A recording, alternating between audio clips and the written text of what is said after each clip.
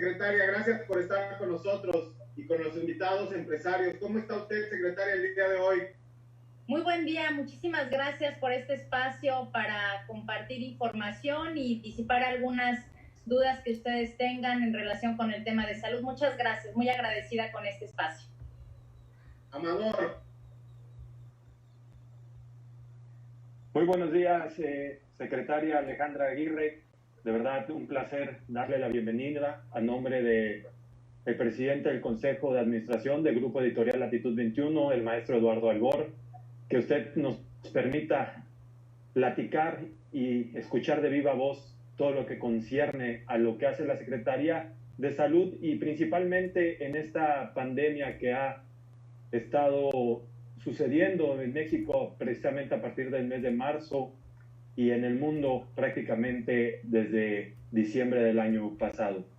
Pero antes de empezar, maestra, nos gustaría conocer un poco más de quién es Alejandra Aguirre. Vemos aquí que es doctora, maestra, pero usted platíquenos. Bueno, me presento, mi nombre completo es Alejandra Aguirre Crespo, yo soy maestra en salud pública, mi formación inicial es licenciada en medicina por la Universidad La Salle en la Ciudad de México. Posteriormente trabajé en los servicios de salud, hice mi servicio social en Quintana Roo y un par de años, tal vez 3, 4 años, y entonces inicié mis estudios de posgrado en el Instituto Nacional de Salud Pública en la Ciudad de México y Cuernavaca, Morelos. Ahí yo estudié 2 maestrías, una maestría en salud pública con especialidad en administración de servicios de salud y hospitales, y una segunda maestría en ciencias que tiene un énfasis un poco más dirigido a la investigación básica. La segunda maestría fue maestría en ciencias en nutrición con énfasis en evaluación de programas de impacto social. Posteriormente trabajé en la Secretaría de Salud durante muchos años, ya llevo trabajando ahí alrededor de 20 años o tal vez 18. En diferentes ámbitos de competencia he tenido la oportunidad de trabajar desde un centro de salud rural, en centros de salud hospitalarios, de tal manera que pues probablemente esta posibilidad de conocer el sistema sanitario desde el primer nivel, segundo nivel de atención, siento que es una solidez que me permite hoy día estar atendiendo esta encomienda que el gobernador Carlos Joaquín descansó sobre mi persona. Estuve trabajando en oficinas centrales, me he manejado en 2 áreas grandes del servicio público. Por un lado, en el área administrativa, como responsable y líder de algunas áreas, sobre todo de salud de la mujer y de la infancia. También tuve la oportunidad de desempeñarme como gerente media en Seguro Popular cuando existía este programa. Y también he desempeñado actividades clínicas en el área hospitalaria, atención directa a pacientes. También he sido una médica que ha dado consulta, que ha atendido pacientes en quirófano, en urgencias. Entonces, estos 2 momentos son los que a lo largo de mi desarrollo profesional he podido tener, y con mucho gusto se los comparto. Gracias, secretaria. Secretaria, muchas gracias, es más que nada. Sí. Secretaria, gracias por todo. Quintana Roo entró a esta epidemia mundial y quedó claro que muchos países no estaban preparados para una experiencia así. O sea, obviamente no lo esperábamos, no esperas una situación de este tipo. ¿Cómo vivió Quintana Roo esta parte de entrar a una pandemia desconocida? Háblenos del inicio de esta etapa donde apenas sabíamos que algo estaba por suceder. ¿También tuvieron miedo? ¿También hubo esta incertidumbre? Sí, con mucho gusto. Gracias por esta pregunta. Afortunadamente para México, pudimos desarrollar ciertas estrategias en función de la experiencia que ya se tenían en otros países. Para el caso de Quintana Roo en especial, tuvimos la gran oportunidad, y eso es una fortaleza para nuestro estado, de poder tomar información ya camino andado de otros países, de manera que tuvimos tiempo para generar planes, programas, estrategias que fueron presentados precisamente al grupo empresarial en Cancún alrededor del mes de febrero, marzo, principios de marzo seguramente, no recuerdo exactamente en la fecha, pero se presentó el plan de atención para COVID en nuestro estado, en Quintana Roo. Este trabajo ha sido producto de la consolidación de esfuerzos de diferentes grupos poblacionales, de instituciones, tanto las que pertenecen al sector salud como otros sectores. Se presentó también con la sociedad civil y entonces a partir de esto es que se generan estrategias para poder hacer la atención de esto. Por supuesto que tuvimos y seguimos teniendo hasta el día de hoy algunas dudas. También decirles que hay incertidumbre al principio de la epidemia, pues muchísimo más incertidumbre, porque finalmente es un virus, es una enfermedad producto de un virus que pertenece a una familia que son los coronavirus, que sabemos que existen, toda la vida han existido los coronavirus, pero no teníamos identificado, el mundo no había identificado la presencia de este virus que generara este tipo de afectaciones tan particulares como al día de hoy conocemos a nivel clínico y a nivel de la salud pública. En efecto, maestra. Y una pregunta antes de seguir hablando de esta pandemia del COVID-19. Bien lo dice, los coronavirus siempre han existido, simplemente a este le llaman también el nuevo coronavirus, prácticamente. Pero el sistema de salud de Quintana Roo, pues ha sido preparado para esta pandemia. En Quintana Roo hemos visto que el Hospital General de Benito Juárez, también el de Playa del Carmen y los demás, los han adecuado y modificado para ampliar las camas en caso de ser necesarias. Los sistemas de salud de México, ya sea el Seguro Social, el ISSSTE y también en la parte privada, vemos que Quintana Roo sí se está preparado para tener a los pacientes en las camas y sobre todo que la gente ha sido muy disciplinada prácticamente para, en caso de tener contagio, pues de mantenerse en sus casas.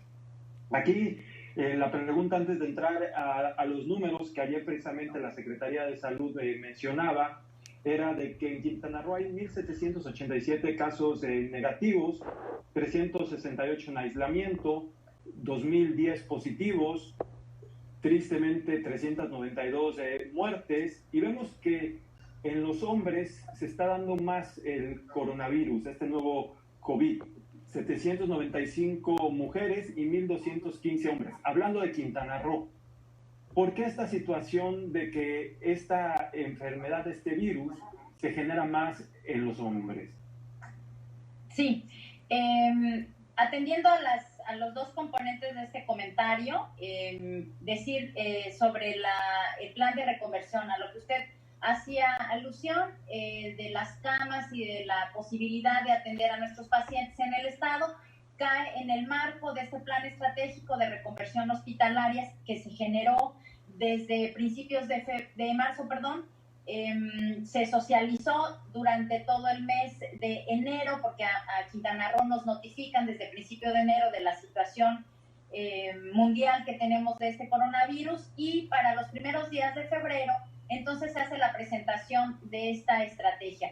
La estrategia de atención al coronavirus tiene varios componentes. Uno de estos componentes es el tema de la reconversión hospitalaria, y en este sentido, ¿qué significa reconvertir? Es decir, es optimizar los espacios que tenemos en el hospital, voy a llamarlo así de manera genérica, para poderlos dedicar exclusivamente al tema de COVID. Y después viene otro componente en esta reconversión que se llama escalamiento. Entonces, en este sentido, Quintana Roo sufrió, digamos, estos dos cambios. Por un lado, la reconversión hospitalaria, y por otro lado, el escalamiento. La reconversión hospitalaria implicó la participación de todas las instituciones que conforman el sector salud como por ejemplo IMSS, Sedena, Marina, privados, que nos organizamos alrededor de un mismo plan. Y el segundo momento fue el escalamiento. Ustedes saben y mucha gente conoce al día de hoy que tenemos carpas, sobre todo en el Hospital Cumate, en la ciudad de Cancún, en donde se habilitaron casi 200 camas dedicadas a atender a nuestros pacientes.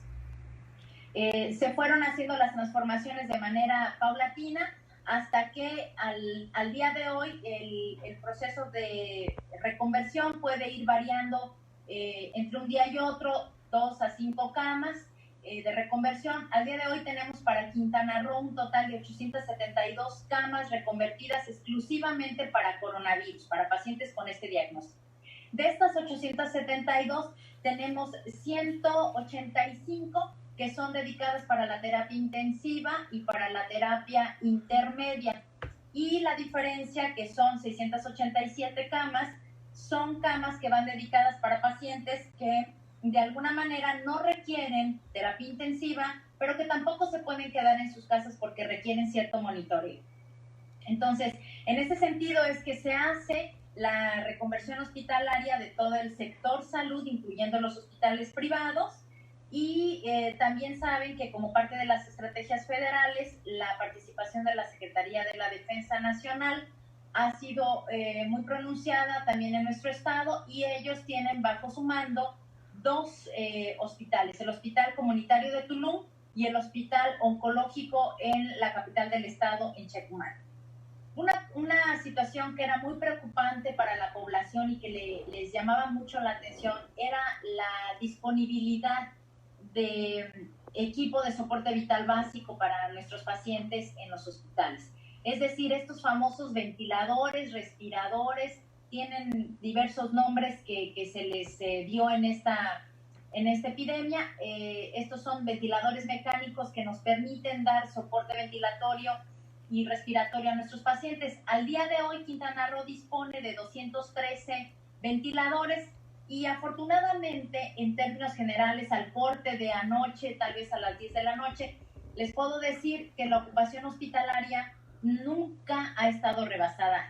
El reporte que tenemos al día de hoy es de 22% de ocupación hospitalaria para pacientes en lo general, y en la terapia intensiva tenemos 29%. De ahí, con el tema de los ventiladores, tenemos una disponibilidad de casi 180 ventiladores funcionando correctamente todos. Solamente tenemos un 21% de ocupación de ventiladores. Entonces, en este sentido, el sistema sanitario afortunadamente nunca se ha desbordado. Hemos llegado a límites superiores de ocupación hospitalaria, por supuesto. Hace unas semanas tuvimos picos de casos nuevos, y también es importante decir que hay diferentes manifestaciones de la enfermedad. Hay unas que son desde los asintomáticos hasta otros que tienen una expresión clínica mucho más grave que requieren la terapia intensiva. Entonces, esa es la respuesta para el tema de la reconversión. La otra pregunta, ¿cuál era, perdón? ¿Por qué este nuevo coronavirus afecta más a los hombres que a las mujeres? Sí, hasta ahorita podemos decir que se está estudiando si los hombres tienen alguna cuestión genética o alguna cuestión de información o condición individual por ser hombres. No tenemos todavía solidez al respecto. Sin embargo, desde el análisis cualitativo y sociológico de la enfermedad, es aquí donde entran en acción estas evaluaciones cualitativas, y la participación de los antropólogos médicos nos han ayudado muchísimo. Quiere decir, una de las respuestas que puedo dar ahorita es que los hombres son los que están más expuestos al medio ambiente. Entonces, entran en interacción entre ellos, y lo que sucede es que se aumentan las posibilidades de contagio. Cuando hicimos la estrategia de permanecer en nuestras casas, nos dimos cuenta, de acuerdo con los registros que teníamos hospitalarios, que los que salían a trabajar son los hombres. Entonces, el que salga alguien fuera de su casa, se aumenta el riesgo de estar contagiados, ¿sí? No es que, parece ser que los hombres no es que tengan algo en particular ellos, sino que están más expuestos. Si teníamos los registros de INS, lo que estamos viendo es que buena parte de la gente que está demandando el servicio son los hombres, y los hombres son los que continuaron algunas actividades laborales, aunque se suspendieron, hubieron algunas que no en su totalidad se suspendieron, y justamente ellos fueron los que salieron positivos con esta enfermedad. Esta es parte de la respuesta que puedo dar. La verdad es que no podría yo contestarla en su totalidad, pero esta es una respuesta que parece ser más que respuesta, es una hipótesis que se está tratando de comprobar. Muy bien. Secretaria, gracias. Mi secretaria, nos preguntan nuestros compañeros que están de invitados, ¿cuántos hospitales específicos tenemos para atención de COVID en Quintana Roo? Sí, les comento, para el total de hospitales,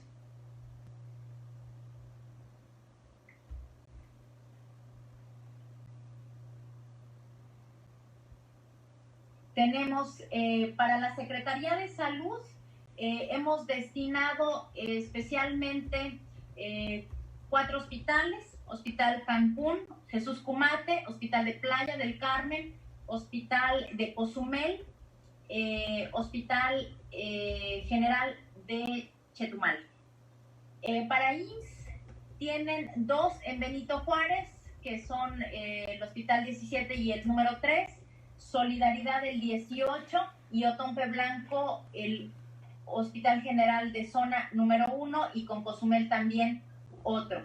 Para ISSSTE, 1 en Otompe Blanco, 1 en Benito Juárez, 1 en Cozumel. Sedena tiene 4 hospitales, 2 en Otompe Blanco, 1 en Benito Juárez y 1 en Tulum. Y el Hospital Naval tiene 3 hospitales, 1 en Otompe Blanco, 1 en Cozumel y 1 en Isla Mujeres. Siguiendo el ejemplo del nivel federal, los hospitales privados, ¿también hicimos convenio con ellos para poder hacer algo? Sí, existió mucha disponibilidad de los hospitales privados, no mencionaré exactamente cuáles, pero sí quiero decir que los hospitales privados participaron de manera muy activa. Todos se adhirieron a las recomendaciones de los protocolos que se generaron aquí en Quintana Roo. Todos sus epidemiólogos, directores médicos y algunos dueños participaron de las capacitaciones que hicimos en el estado. La primera capacitación que se hizo en enero, en la tercera semana de enero, pudimos capacitar primero a nuestros epidemiólogos de la Secretaría de Salud, y en un segundo momento los epidemiólogos y directores médicos de los hospitales privados participaron. Afortunadamente, debo de reconocer que la iniciativa privada en materia de salud estuvieron con mucha disposición. También nos hicieron partícipes de los pacientes que ellos iban recibiendo, ya sea de manera directa a mi persona o al equipo de la unidad de inteligencia epidemiológica. Se abrieron canales de comunicación muy efectivos que nos permitieron identificar rápidamente a los pacientes y a sus contactos. Un agradecimiento muy profundo, muy sentido a todos los directores médicos y empresarios en materia de salud en el estado de Quintana Roo. Gracias. Doctora, bien, ahorita nos platicaba de cómo ha estado sucediendo toda esta pandemia en Quintana Roo, el antes, cuando surgió en el mundo, cuando empezó a venir a México, al continente americano, después llegando a Quintana Roo. Los canales de comunicación han sido vitales. Vemos hoy en día, por ejemplo, el día de hoy en la noche, el gobernador del estado, Carlos Joaquín, pues comunica directamente a la población el actuar del gobierno de Quintana Roo en sus diferentes facetas. Quiero imaginar, porque así ha de ser, que desde el primer momento las reuniones con el señor gobernador, la parte también de seguridad pública, la Secretaría de Salud, pues ha tenido estas juntas para la toma de decisión, en toma de decisiones que prácticamente son vitales para la comunidad quintanarroense. ¿Cómo mantener a la gente en casa? ¿Cómo la Secretaría de Salud tendría que dar ese mensaje, aunque todo Quintana Roo escuchaba noticias de fuera, pero prácticamente escucharlo directamente de sus autoridades, sea el canal a través del señor gobernador, la Secretaría de Salud, y de repente vimos que la Secretaría de Seguridad Pública empezó también a ser un poco más agresiva en las campañas de comunicación para hacerle entender al quintanarroense que tenía que quedarse en casa simple y sencillamente para que no existieran más contagios? ¿Los canales de comunicación fueron los correctos, secretaria? Sí, muchas gracias. Esta pregunta es muy importante porque en principio en las reflexiones generales que hacíamos estábamos con algunas conclusiones y decíamos que no solamente estábamos atendiendo una pandemia o una epidemia, en el caso de Quintana Roo, viral, ¿no? Sino también estábamos atendiendo una epidemia de redes de comunicación, de información, mucha de ella no era la correcta, y me parece que era una reacción normal de la gente. La gente quería saber qué es lo que estaba sucediendo, qué es lo que estaba pasando.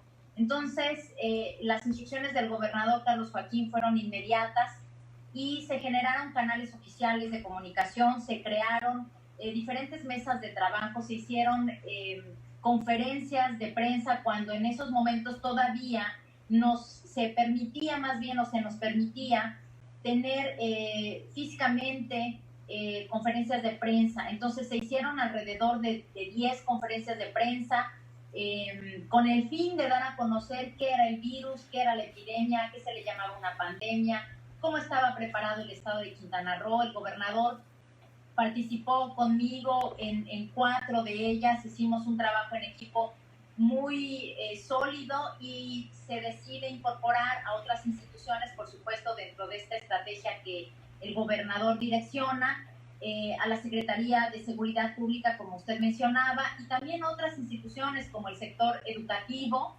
el sector empresarial. Tuvimos varias sesiones con empresarios hoteleros en la zona norte del estado y tuve yo también la gran oportunidad de que grupos especiales, grupos como muy específicos como la Canaco nos invitó a mí en lo personal a dar a conocer qué es lo que estaba sucediendo, porque la gente quería saber qué es lo que estaba pasando. Entonces, de manera oficial también se creó un micrositio que generó la Secretaría de Salud y se alberga en la página del gobierno del estado. Y se empezaron a hacer una serie de videos, de declaraciones, de entrevistas.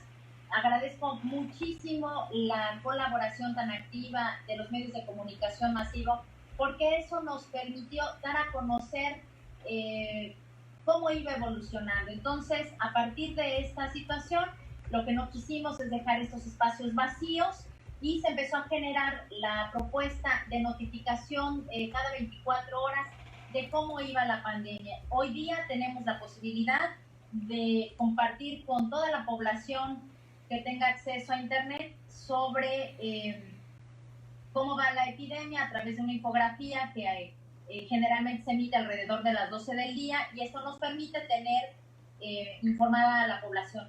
Por otro lado, el señor gobernador Joaquín generó toda una estrategia en el marco de esto que hoy día conocemos, Juntos Saldremos Adelante, y ahí se albergan también diferentes componentes cuyo objetivo central hoy día es salvaguardar la vida de la gente, conservar su salud y reactivar la economía.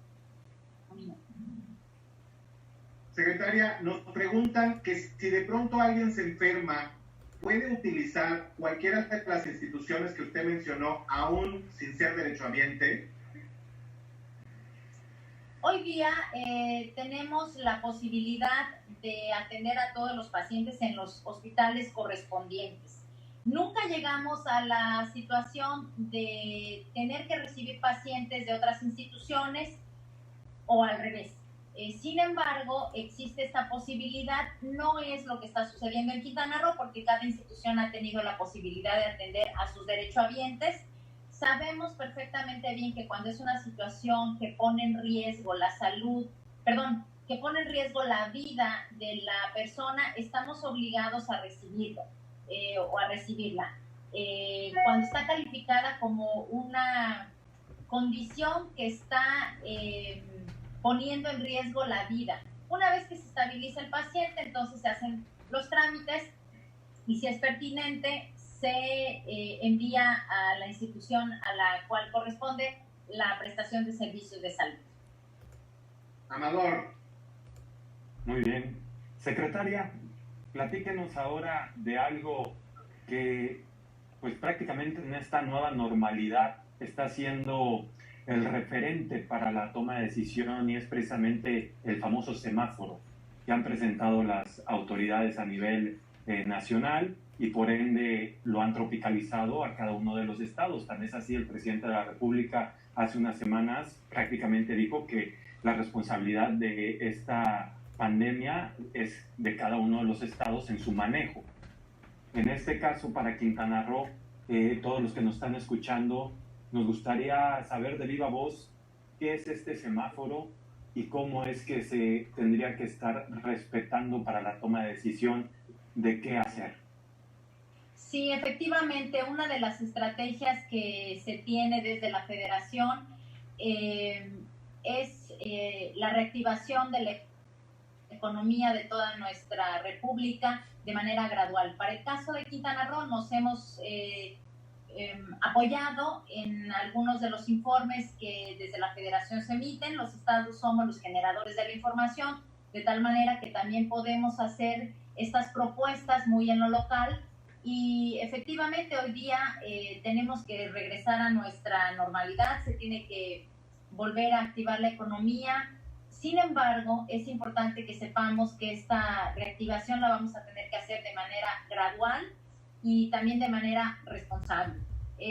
Aquí vamos a jugar nuevamente dos grandes actores que son la sociedad civil y el gobierno. En ese sentido, el Estado mexicano tenemos que estar atendiendo porque el objetivo central es cuidar la salud y cuidar la vida de nuestra comunidad, de nuestra población. Se han propuesto algunas estrategias para la reactivación. En próximos días, tal vez entre hoy y mañana, seguramente el gobernador Joaquín estará presentando cómo vamos a estar trabajando de acuerdo con el semáforo. El semáforo no es otra cosa más que una estrategia, un instrumento que nos permite dar a conocer la situación que se tiene de salud y propiamente de algunos indicadores de la economía en cada uno de los estados. Para el caso de Quintana Roo tiene dos componentes. Uno es indicadores. Para formar el semáforo se tomaron indicadores de la salud pública y también de la economía. Entonces, la combinación de estos se han ponderado los diversos indicadores que conforman este índice y entonces se emiten calificaciones o se emiten, sí, efectivamente, calificaciones que las transformamos en colores para que sean mucho más fáciles de identificar. Entonces, y la lectura para la gente sea mucho más fácil.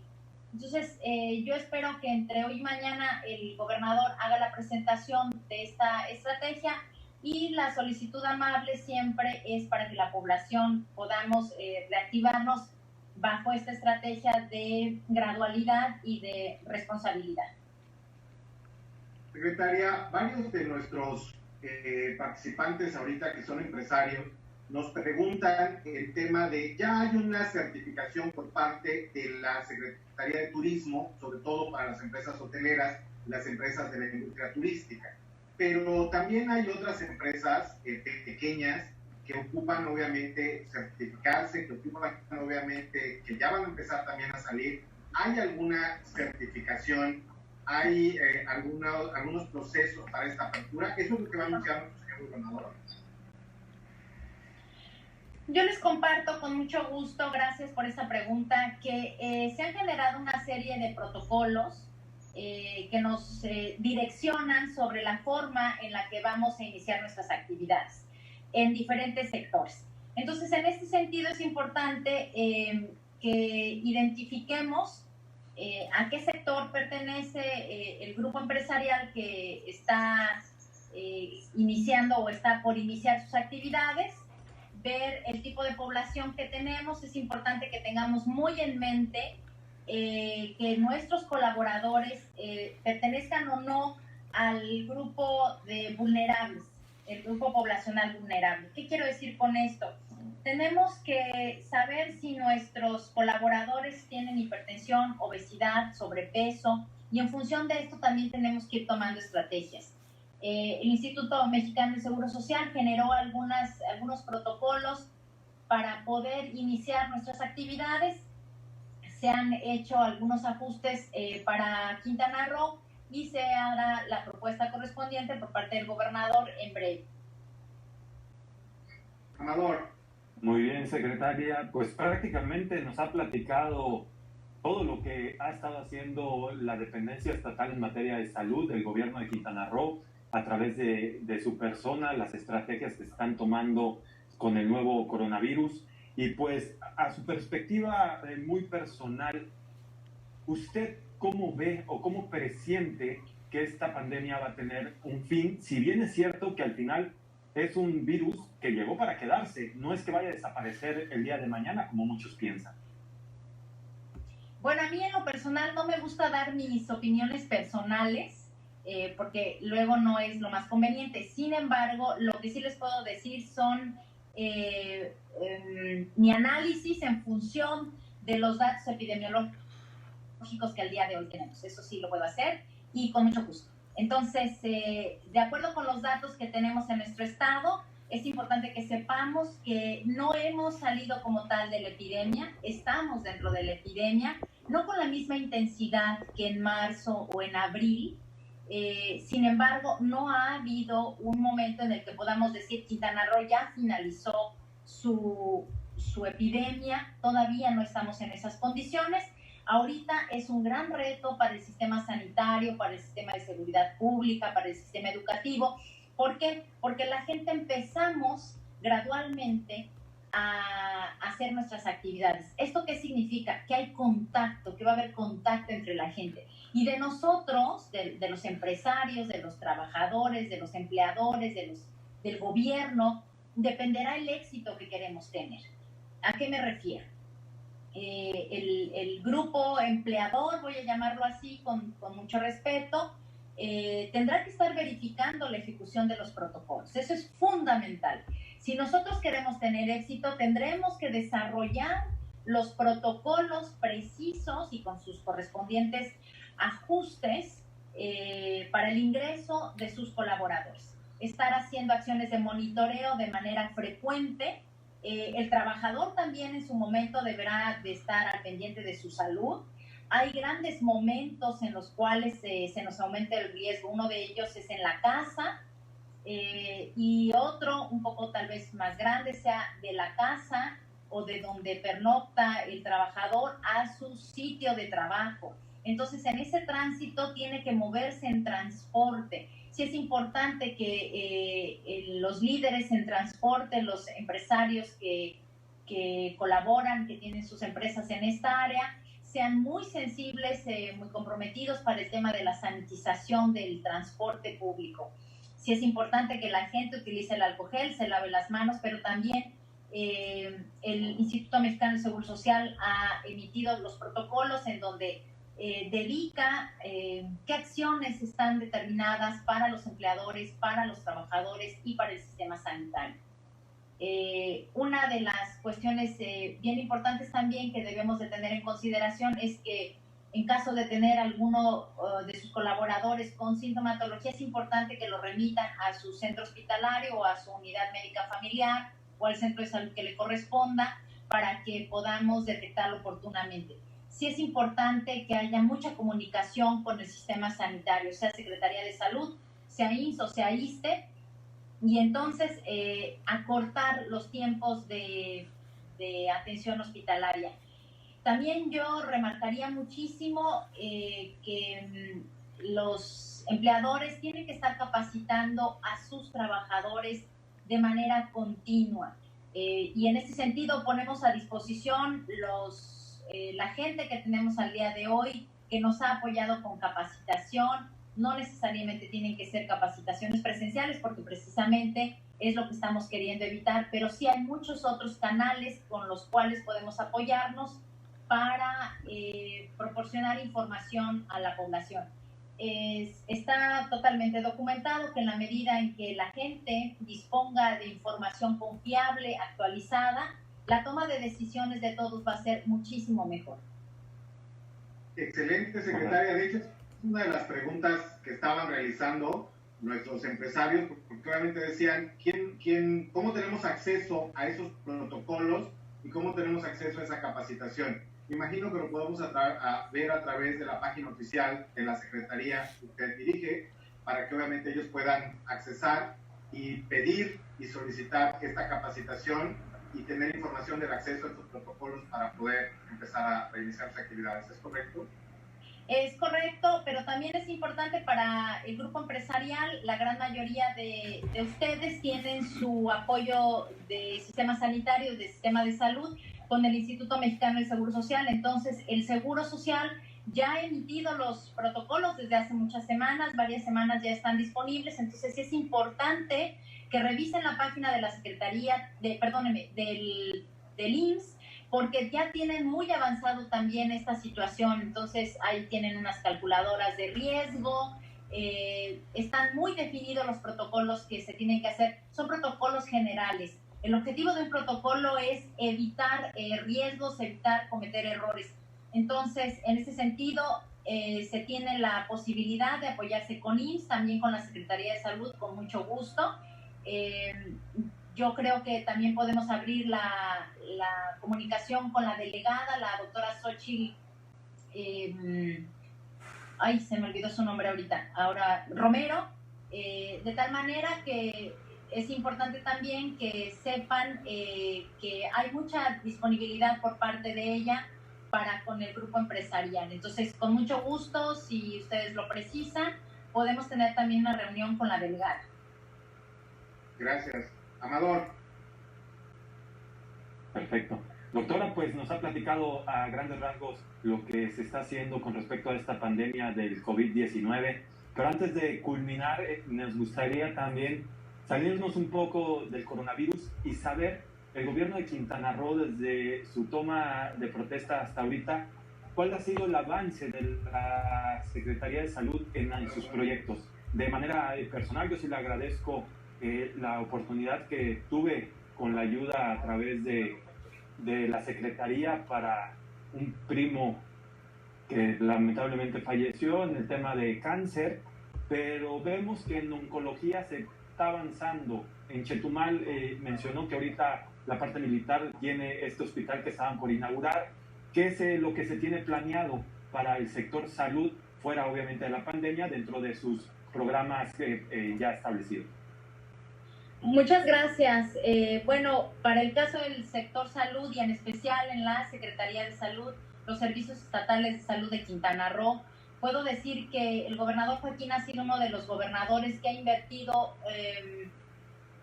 tal vez la mayor cantidad de recurso a esta secretaría, a esta institución. Quiero decir que cuando se inició el gobierno del contador Joaquín, teníamos, por ejemplo, una base de medicamentos los primeros meses del gobierno del contador de alrededor del 20, 27%, 22% de abasto de medicamentos. Después quiero compartir también que se aumentó la disponibilidad de estos medicamentos en lo general.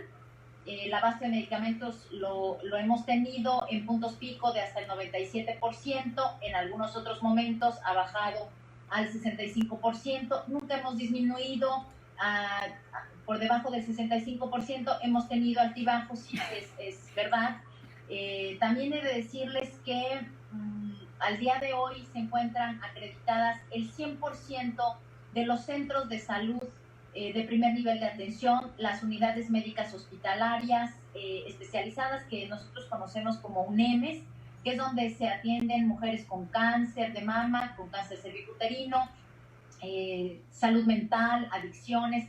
Todas estas unidades especializadas se encuentran acreditadas.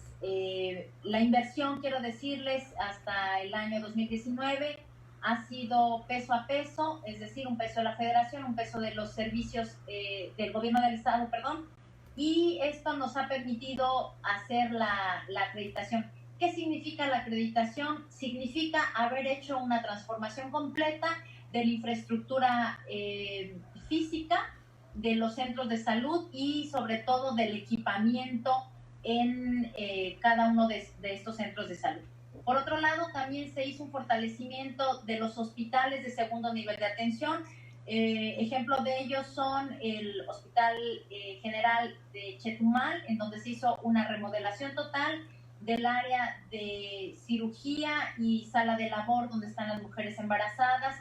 Para el caso del Hospital Materno Infantil Morelos, también se hizo una transformación completa, una atención de toda el área de tococirugía también, de rayos X, terapia intensiva neonatal, y se cambiaron todas las camas, todo el área de hospitalización se fortaleció en el área de Chetumal. También en el oncológico, creo que ustedes recordarán, hace 4 años aproximadamente que inició esta administración, recibimos la obra en 32% de avance, hoy día ya se encuentra concluida y ya se está utilizando. Por esta situación del COVID, no está funcionando como hospital oncológico, sin embargo ahorita está como hospital COVID. Para el resto de los hospitales se han hecho incorporación de nueva tecnología, de fortalecimiento de su infraestructura, y considero que en lo general estos son los avances que hemos tenido. Secretaria, para ir ya aterrizando, nos preguntan los empresarios, ya estamos a unos días de reiniciar actividades. ¿Hemos pensado en que puede haber un rebrote al regresar a trabajar y se ha preparado algo para esto? Si no hacemos las medidas de higiene, si no acatamos los protocolos, si no los supervisamos, si no hacemos las acciones de sanitización, si no hacemos las acciones individuales y en lo colectivo, por supuesto que tenemos en mente proyectado un rebrote. La realidad de las cosas es que el éxito de esta epidemia, en el caso de nuestro estado, y seguramente que en el resto del mundo así es la fusión correcta, coordinada de la participación de la ciudadanía y del gobierno del estado. Hoy día les compartí cuántas camas tenemos, cuántos ventiladores, espacios en la terapia intensiva, medicamentos, disponemos de pruebas, hay un laboratorio estatal de salud pública certificado por la Organización Panamericana de la Salud, tenemos equipo de primera línea para el análisis de las pruebas, es decir, el gobierno del estado me parece que hemos tratado de hacer los mayores esfuerzos que están en nuestras manos para poder atender oportunamente a nuestra población. Ahora, de manera respetuosa, yo solicito a la comunidad, a la población, a ustedes empresarios, que capaciten, que transmitan a sus colaboradores la importancia de diseñar, de ajustar los protocolos, pero también, señores, hay que monitorearlos.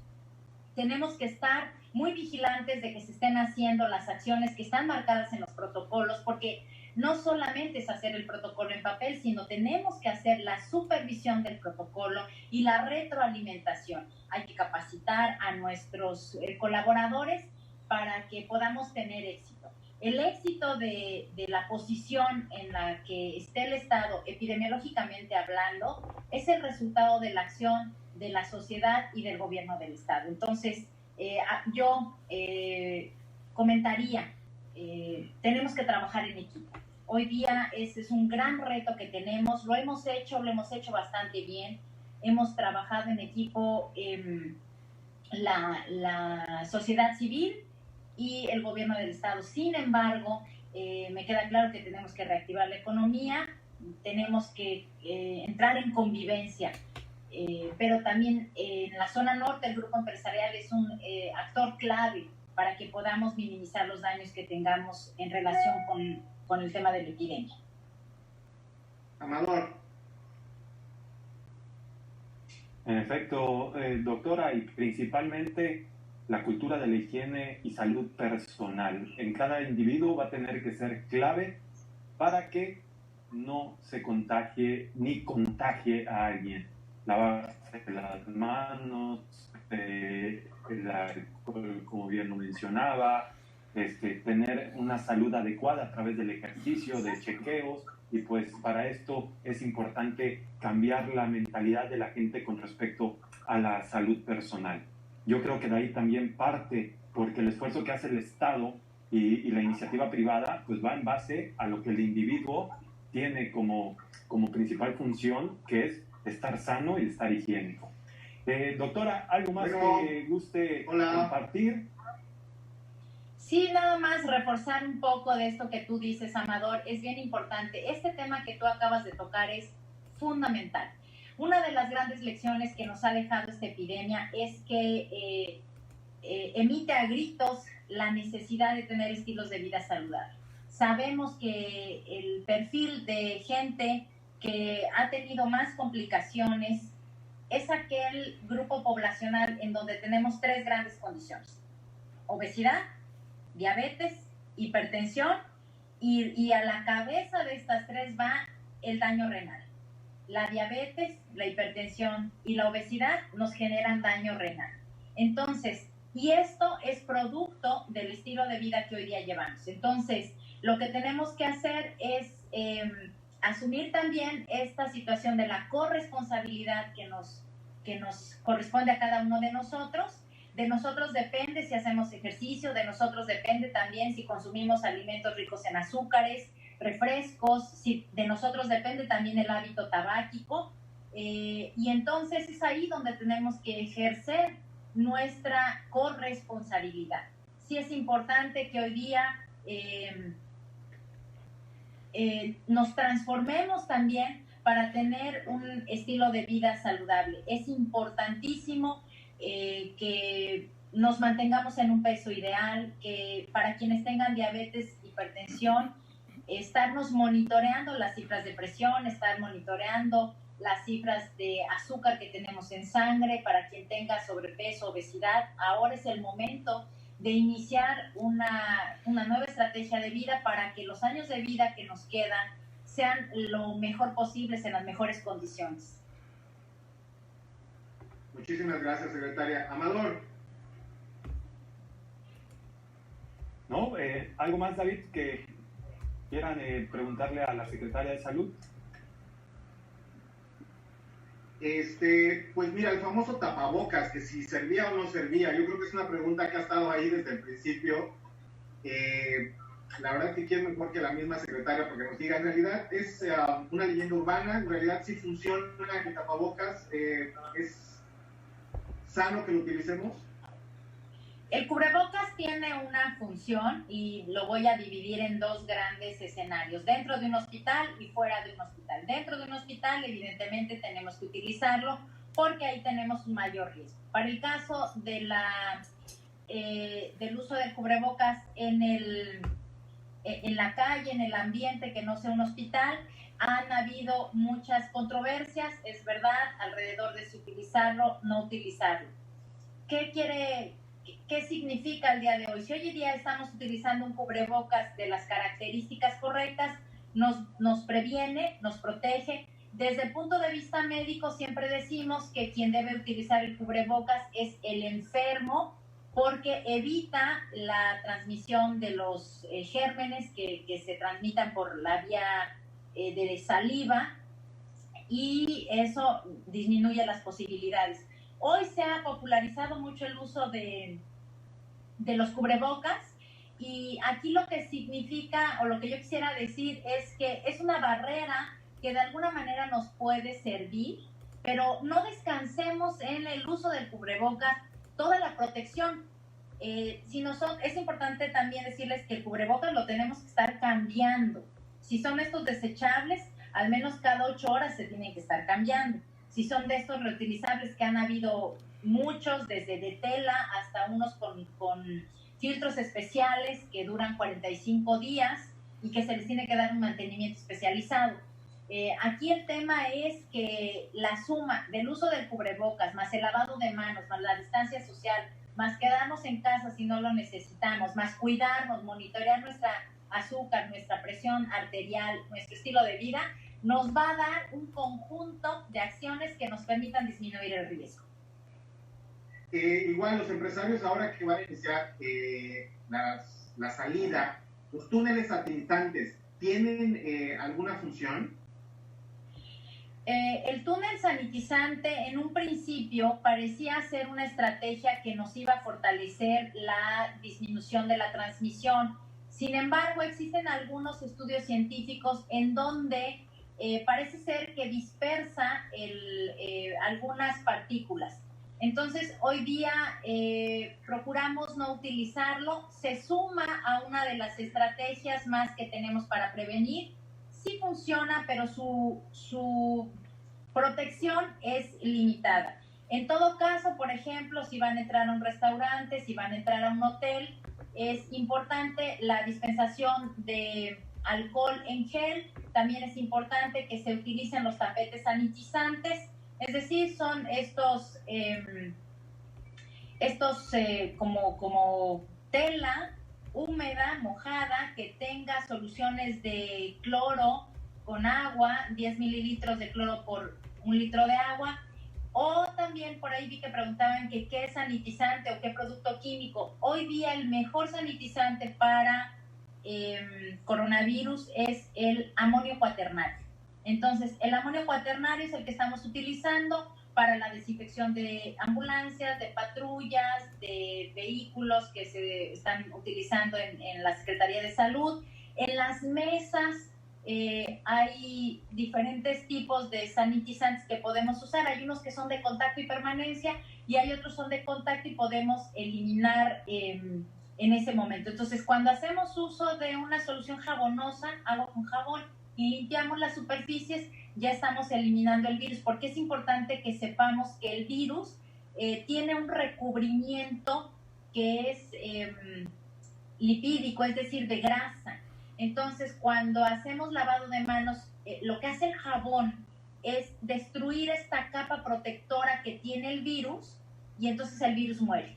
Por eso es tan importante hacer el lavado de manos. El gran reto para todos nosotros es, aparte de todas estas medidas de higiene que he mencionado, es no tocarnos la cara, ¿sí? Es decir, no rascarnos la nariz, no rascarnos la frente. Tenemos que evitar al máximo el contacto de nuestras manos con la cara. ¿Por qué? Porque aquí ya estamos introduciendo el virus o lo estamos acercando lo más que se pueda a la vía respiratoria, a los ojos, a la boca. Entonces, si nosotros entramos a una casa o a nuestra casa, lo primero que tenemos que hacer hoy día es lavarnos las manos, tener nuestro tapete sanitizante y manejarnos de manera normal. Si vamos a entrar en un lugar público, entiendo que el sector de restaurantes van a empezar a operar con una fracción de su aforo, tener distancia entre una mesa y otra, y lo que tenemos que hacer es dispensar alcohol gel, poner el tapete sanitizante, estar monitoreando a nuestros trabajadores, nuestros colaboradores, si tienen alguna sintomatología, y estar limpiando las mesas de manera frecuente, pero con esta solución que estoy comentando. Amador. Muchas gracias, doctora Alejandra Aguirre, por estas palabras, por esta plática con usted y decirnos de viva voz todo lo que acontece con la pandemia del COVID-19. ¿Algún comentario final, doctora? Pues agradecer muchísimo este espacio que me han concedido. Gracias para poderles compartir la información que tenemos hasta el día de hoy.